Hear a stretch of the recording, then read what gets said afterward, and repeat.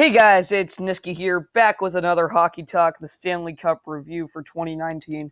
I'm sorry I haven't released a Hockey Talk in a while. It took a little bit more time than I thought to wrap up this series, and I was going to make this video a bit earlier, but I made my tribute to Matt Niskanen. In case you never knew, he was traded to the Flyers, and I made a little tribute for him. It's a really good video. I'll link it in the description below. But anyway, back to the Stanley Cup final review. So in case you didn't know, the Blues won the Western Conference this year, and the Bruins won the East, and the Blues won the Cup in 7. According to the last Hockey Talk, you know that my original prediction was the Blues in 6 with Jordan Binnington as the Conn Smythe winner. And in reality, the Blues still won, but the series took 7 games, and Ryan O'Reilly won the Conn Smythe. Anyway, now we're going to go through a game-by-game breakdown of the series. Game 1, Bruins 4, Blues 2. In this game, the Blues jumped out early, but they couldn't hold on to their lead as they went into the third period, and the Bruins scored 3 unanswered to end the game. This game was a very even game. A lot of players were really excited to be playing in their first Stanley Cup final game. You could see a lot of mental errors, like guys just got the jitters, and they got really excited out there and just got a bit too anxious and couldn't quite score. Very even game throughout, though. Jordan Binnington and Tuukka Rask both played well for their respective teams, and Bruins just ended up being the better team. Game 2, the Blues come back to knot up the series at 1 with a 3-2 win in overtime. Carl Gunnarsson scored the OT winner during a delayed penalty call. This game was, in my opinion, very much in favor of St. Louis. I watched most of the game. It seemed like the Bruins were just getting lucky. Tuukka Rask was making some good saves, and they scored some lucky goals. The Blues had the Bruins number throughout the game. They were definitely the more dominant team throughout the entire game, and they really deserved their win to knot up the series at 1 as they head back to home ice in St. Louis, where they were greeted with a 7-2 loss. This game, the Bruins just got up way too fast, way too early.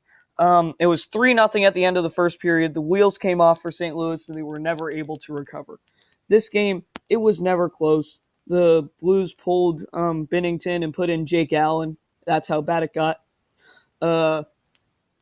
This game, it was never really close. The Blues should just accept it. Now they're down 2-1. But they will knot up the series at 2 with a Game 4 win still at St. Louis. This game was very much in favor of St. Louis. I watched it a lot like Game 2. It's a game that the Blues were dominant throughout, but the score doesn't really reflect it because of how well Tuukka Rask played for the Bruins, and they got some lucky goals on Jordan Binnington.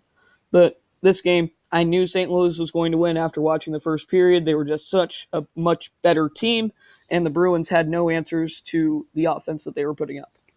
And Game 5, the Blues have their first lead of the series at 3-2 with a 2-1 win. Although this win does not come without controversy. The goal that gave the Blues their second of the game was scored by David Perron.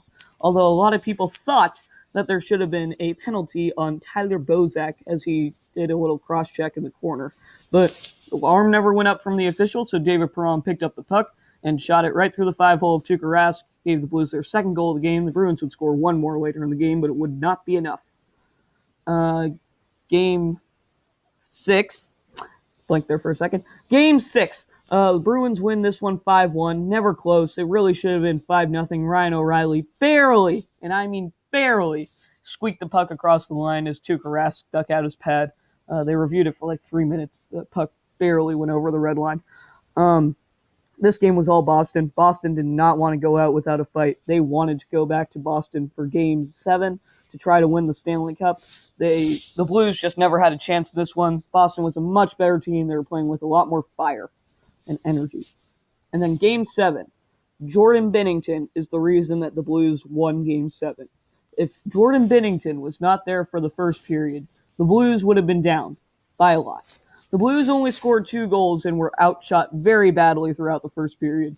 Jordan Binnington made some of the best saves of the entire Stanley Cup playoffs. He made 3 amazing saves in the first period alone. That is what saves a team. That is why I believe he still should have won the Conn Smythe, although Ryan O'Reilly had a great postseason. But one goal for Boston. It was already 4-0 by the time that it was scored. It was scored by Matt Grzelcyk with a little over a minute and a half left in the third period, just ruining Jordan Binnington's shutout. It was a shot off the crossbar that took a wrong bounce for Binnington. But the Blues won it, and Alex has raised the cup for the second consecutive year. And now that'll be the end of this episode. Thank you guys for watching Hockey Talk this week. Subscribe to the NiskyCap by clicking to the left of my channel icon, and view the latest Hockey Talk episode with the bottom right corner. See you guys next time. Peace.